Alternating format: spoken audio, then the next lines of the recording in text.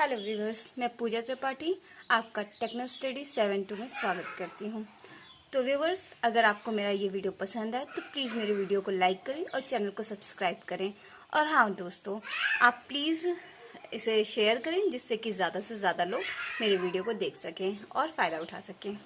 तो व्यूवर्स, इसके पहले मैंने आपको शब्द और वाक्यों के बारे में बताया है। तो इतनी सारी चीज़ें पढ़ने के बाद आप लोगों ने कितनी तैयारी की है इसका भी खासा ध्यान रखना पड़ता है। तो इसलिए मैं कुछ क्वेश्चंस लेके आई हूँ जिससे आपकी तैयारी भी होती रहेगी और आपको पता चलेगा कि एग्जाम्स में कैसे क्वेश्चन पूछे जाते हैं। तो चलिए देखते हैं कि हम लोगों ने कितना पढ़ा है। तो उसी हिसाब से आप पहले खुद आंसर कर लीजिएगा, उसके बाद देखिएगा कि आपका आंसर सही है या नहीं। तो चलिए शुरू करते हैं शब्द और वाक्य के कुछ क्वेश्चंस। तो पहला क्वेश्चन है कि इसमें कौन सा शब्द देशज है। तो व्यूवर्स, आपको पता ही होगा कि देशज शब्द कौन सा होता है। देशज शब्द मतलब जो क्षेत्र विशेष से पैदा हुए हों, जिसे क्षेत्र में अचानक, मतलब ऐसे शब्द जिनका कहीं एक्चुअल में कुछ नहीं होता लेकिन वो जैसे हम आसपास के बोलचाल की भाषा में सुनते हैं। तो जैसे ऑप्शन है सुंदर, साइकिल, अंगूठा और फटाफट। अब आपको देखकर ही लग रहा होगा कि जो फटाफट है ये कोई ऐसा शब्द नहीं है, बस इसे बना दिया गया है। तो ये है देशज शब्द। तो व्यूअर्स, आप अपना भी चेक करते रहिए कि आपने क्या लगाया था और उसे सही करते रहिए। अब इसमें दूसरा क्वेश्चन है योग रूढ़ शब्द कौन सा है। अब योग रूढ़ के बारे में मैंने बताया था कि जो शब्द जैसे बहुव्रीहि समास का होता है वही शब्द, मतलब उसमें शब्द दूसरे रहते हैं और अर्थ कुछ और ही निकलता है। तो इसका ऑप्शन है विशालकाय, कुमुदनी, पुष्प और पंकज। तो व्यूअर्स, आपने टिक कर लिया होगा कि इसमें कौन सा है। तो मैं इसका आंसर आपको बता देती हूँ, इसका है पंकज। ये है आपका योग रूढ़ शब्द। तीसरा क्वेश्चन है इसमें से कौन सा शब्द देशज नहीं है। तो इसके ऑप्शंस हैं कंचन, कंजर, कचोट, करवट। तो आपने आंसर कर लिया होगा अभी तक। तो इसका है, अब देखिए देशज नहीं है, कंजर कहते हैं ना बहुत कंजर है, करवट करवट लेना, कचोट कचोट रहा है, मेरा मन बहुत कचोट रहा है। तो ये जो कंचन है, कंचन का अर्थ होता है सोना। तो ये है देशज शब्द नहीं है, ये संस्कृत का शब्द है। चौथा क्वेश्चन है कि गड़बड़ शब्द कौन सा है। कि गड़बड़ जो है, जैसे हम लोग अपनी बोलचाल की भाषा में बोलते हैं कि जैसा कि हम अपनी बोलचाल की भाषा में बोलते हैं कि बहुत गड़बड़ होगी। तो ये है आपका देशज शब्द। अब देख लेते हैं पांचवा क्वेश्चन कि रिक्शा किस भाषा का शब्द है।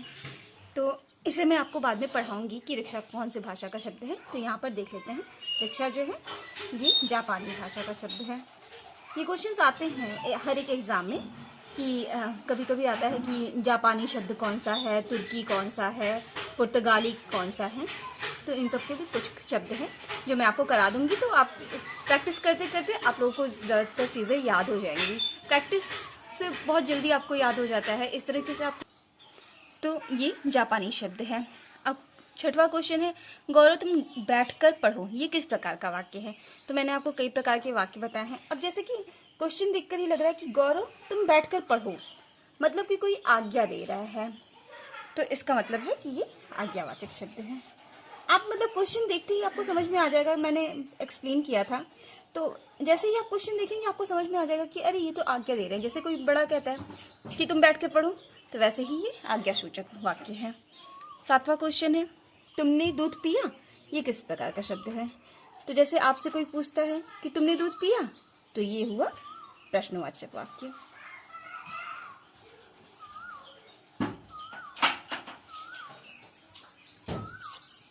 अब आठवां क्वेश्चन तुम दीर्घायु हो। अब आठवां क्वेश्चन है कि तुम दीर्घायु हो, ये किस प्रकार का वाक्य है। तो जैसे कि हम चाहते हैं कि कोई दीर्घायु हो तो हम उसे इच्छा प्रकट करते हैं कि तुम दीर्घायु हो। तो ये इच्छार्थक वाक्य है, इच्छा सूचक। जैसे कि आप किसी के पैर छूते हैं या फिर किसी से प्रणाम करते हैं तो वो लोग कहते हैं कि खुश रहो और बहुत सारे आपको आशीर्वाद मिलते हैं, तो वो होते हैं इच्छार्थक। तो ऐसे जो भी आते हैं वो आपके इच्छार्थक में आएंगे कि ऐसी उनकी इच्छा है कि ऐसा वो चाहते हैं। तो ऐसे जो भी वाक्य होंगे वो इच्छार्थक में आएंगे। अब मैंने आपको पढ़ाया था कि शब्द अर्थ के अनुसार वाक्य के कितने भेद हैं। तो इसी प्रकार से वही वाला क्वेश्चन है कि अर्थ के अनुसार वाक्य के कितने भेद हैं। तो अर्थ के अनुसार वाक्य के 8 भेद हैं। अनुसार वाक्य के 8 भेद होते हैं।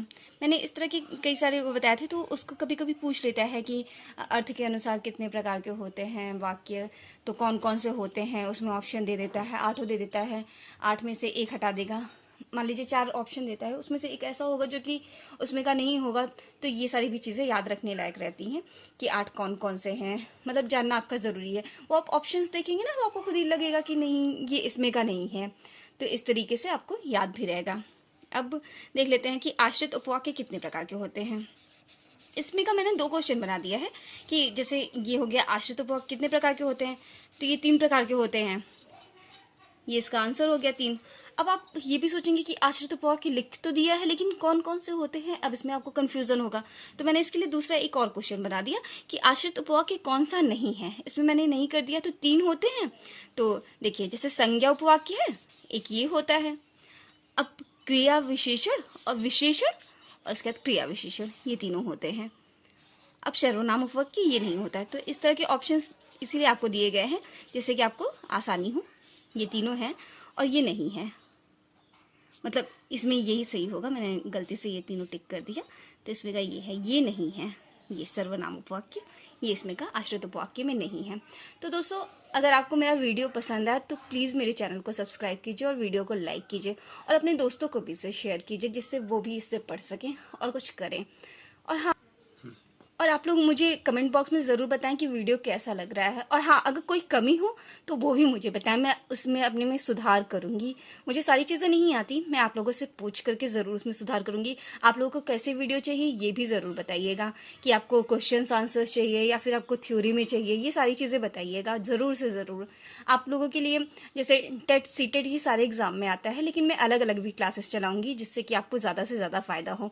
और हाँ व्यूअर्स, मैं आपको ये भी बता देना चाहती हूँ कि मैं टेट और सीटेट में सिर्फ हिंदी ही नहीं, जो भी इसके टेट और सीटेट में आते हैं जैसे कि साइकोलॉजी वगैरह आती है, वो सारी चीज़ें मैं आपको कराऊंगी, जल्दी से जल्दी कराना शुरू करूंगी। अभी मैं हिंदी पढ़ा रही हूँ लेकिन उसके साथ में वो भी दूंगी जिससे कि आपको उससे बहुत ज़्यादा बेनिफिट हो। हिंदी पढ़ा दूंगी, उसमें का पर्यावरण आता है वो पढ़ा दूंगी, और 6 to 8 वाले में जो होता है उसमें जीएस का पोर्शन मैंने थोड़ा थोड़ा पढ़ाना शुरू कर दिया है। और मैं आपको जिससे टेस्ट सीरीज करा दूंगी तो उससे आपको और भी ज़्यादा फ़ायदा होगा, जिससे कि आपको एग्ज़ाम में बहुत ज़्यादा बेनिफिट होने वाला है। तो बस आगे शुरू करते हैं कि संयुक्त वाक्य को इसमें पहचानिए। अब आपको मैंने जैसे बताया था कि संयुक्त उपवाक्य कैसे होता है, तो मतलब जो किसी चीज़ से संयुक्त हो, किसी चीज़ से जुड़ा हुआ हो, वो है संयुक्त उपवाक्य। तो देख लीजिए जैसे आप ऑप्शंस देख रहे हैं कि राम पुस्तक पढ़ रहा है, इसमें किसी चीज़ से संयुक्त हो ही नहीं रहा है। वह पत्र लिखता है, इसमें भी नहीं हो रहा है। शिल्पा जाती है, इसमें भी नहीं है। अब जैसे वह सुबह गया और शाम को आया, अब ये और शब्द जो है ये 2 शब्दों को संयुक्त किया, तो इसलिए ये हो गया संयुक्त उपवाक्य। तो इसमें का डी को आंसर सही हो जाएगा। अब देख लेते हैं श्याम जाता है, ये किस प्रकार का शब्द है। अब श्याम जाता है आपको देख के लग रहा है कि अरे ये तो एकदम सिंपल सा है कि श्याम जाता है, इसमें कुछ और नहीं करना है। तो इसका ऑप्शन देख के ही आपको पता चल जाएगा कि साधारण सा वाक्य है, तो ये साधारण वाक्य है। अब आप देख लीजिए जैसे यहाँ पे हो गया ये क्षेत्र शब्द। अब क्षेत्र हम लोगों के गांव घर में बोला जाता है खेत। अब यही जो शब्द है ये संस्कृत का शब्द है, और संस्कृत का शब्द जो हिंदी में आकर के मिल गए हैं उन्हें ही हम कहते हैं तत्सम शब्द। तो ये जो क्षेत्र शब्द है ये है आपका तत्सम शब्द। अब तत्सम और तद्भव में लोग बहुत ज़्यादा कंफ्यूज होते हैं कि तत्सम शब्द किसे कहते हैं। कुछ लोग तो हिंदी के शब्दों को भी तत्सम समझ लेते हैं। कभी कभी क्या होता है कि हिंदी के शब्दों को भी हम जैसे ऑप्शंस में आ जाता है। अब तो कुछ शब्द ऐसे होते हैं जो कि तत्सम होते हैं, लेकिन ऑप्शन में कभी कभी जैसे कि एक शब्द था हाँ अंधकार और अंधेरा। मैंने उसे कई एग्जाम में देखा है कि अंधकार और अंधेरा ये इन दोनों को इसमें अंधकार को कर देते हैं तत्सम और अंधेरा को कर देते हैं तद्भव। ये सिर्फ आपके ऑप्शंस के ऊपर होते हैं, और नहीं तो आप किसी भी बुक में अगर देखेंगे, आप अपनी खुद की बुक उठाइए, आपको इसमें तत्सम और तद्भव में आएगा तिमिर का अंधकार। ये देश मतलब इसको आप मानेंगे तो ये तद्भव ही है, लेकिन जैसे अंधेरा और अंधकार ये दोनों ही तद्भव हैं, वैसे में, क्योंकि तत्सम का अर्थ ही है कि जो संस्कृत के शब्द सीधे ला करके हमने हिंदी में ऐड कर लिए हैं। जैसे ये क्षेत्र शब्द, इसको हम क्षेत्र नहीं बोल पाए और हमने इसको खेत कर दिया, तो ये हो गया तद्भव। ठीक है, तो इसका ये हो गया तत्सम। अब वाक्य के कितने अंग होते हैं, तो जैसे मैंने आपको वाक्य का वो पढ़ाते वक्त ही कहा था कि वाक्य में 2 चीजें होती हैं, उद्देश्य और विधेय। किसी में एक से अधिक उद्देश्य होता है, किसी में एक से अधिक विधेय होता है। तो दोस्तों कैसा लगा मेरा वीडियो, तो प्लीज़ मुझे कमेंट बॉक्स में ज़रूर लिखिएगा। और मेरा वीडियो पसंद आए तो प्लीज़ मेरे वीडियो को लाइक करें और मेरे चैनल को सब्सक्राइब करें।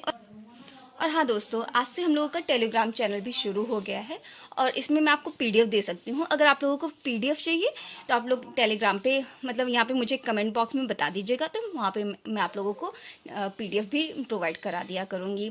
सारे सब्जेक्ट के आपको पीडीएफ मिल जाएंगे। इसके बाद आपको करंट अफेयर की भी आप लोगों को क्लास जल्द ही मिलने वाली है, जिससे कि करंट अफेयर से कम 5 से 10 क्वेश्चन आ ही जाता है किसी भी एग्जाम में। आप देखिए वनडे के भी एग्जाम में आपको 5 से 10 क्वेश्चन करंट अफेयर के मिलते ही मिलते हैं।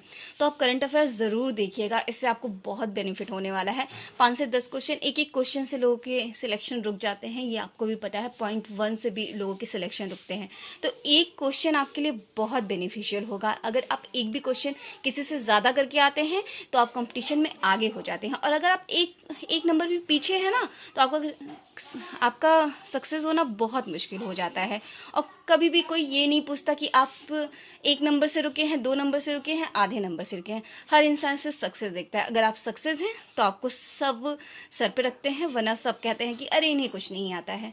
तो आप जरूर करंट अफेयर देखिए, आपकी जिंदगी में हर एक चीज के लिए ये करंट अफेयर बहुत ही अच्छा हो।